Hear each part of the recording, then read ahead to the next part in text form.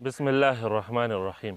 दोस्तों, मकरूहात एअतिकाफ़ क्या है, जिन बातों से एअतिकाफ़ मकरूह हो जाता है वो कौन से है, और जिन बातों से एअतिकाफ़ टूट जाता है वो कौन से हैं। तो दोनों नहायत अहम टॉपिक्स है और जितने भी मुअतकिफ़ीन है वो ये ज़रूर देख लो।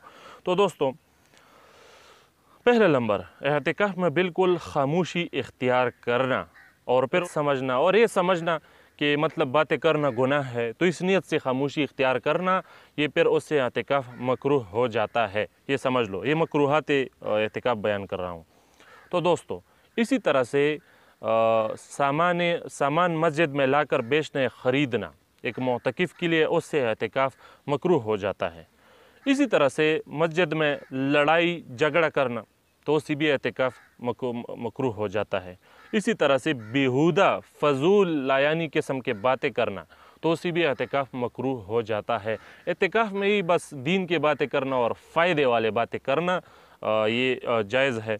बाकी ये फ़ज़ूल बातों से बचना चाहिए ताकि एअतिकाफ़ बिल्कुल सालिम रहे। तो दोस्तों, ये तो मकरूहात एअतिकाफ़ हुई। इसी तरह से जिन चीज़ों से एअतिकाफ़ टूट जाता है वो भी ज़हन नशीन कर लो। तो दोस्तों, पहला नंबर, बिला उज़र क़स्दन या सहवन मस्जिद से बाहर निकलना, उससे एअतिकाफ़ टूट जाता है। एक मसला, हालत एअतिकाफ़ में सोहबत करना, उससे भी एअतिकाफ़ टूट जाता है। तीसरा, किसी उज़र से बाहर निकलकर ज़रूरत से ज़्यादा ठहरना, जैसे पखाने के लिए गया और पखाने से फ़ारिग होकर फिर घर में भी कुछ देर के लिए ठहरा रहा, तो उससे भी एअतिकाफ़ टूट जाता है। 4 नंबर, बीमारी या खौफ की वजह से मस्जिद से निकलना, कोई बीमारी है उसके वजह से निकल गया मस्जिद से, या उस पर कोई खौफ तौरी हो गया उसके वजह से निकल गया, तो उससे उसका एअतिकाफ़ गया हाथ से।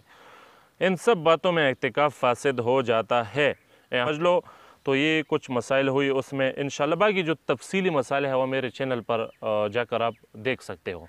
अस्सलामु अलैकुम व रहमतुल्लाहि व बरकातुहू।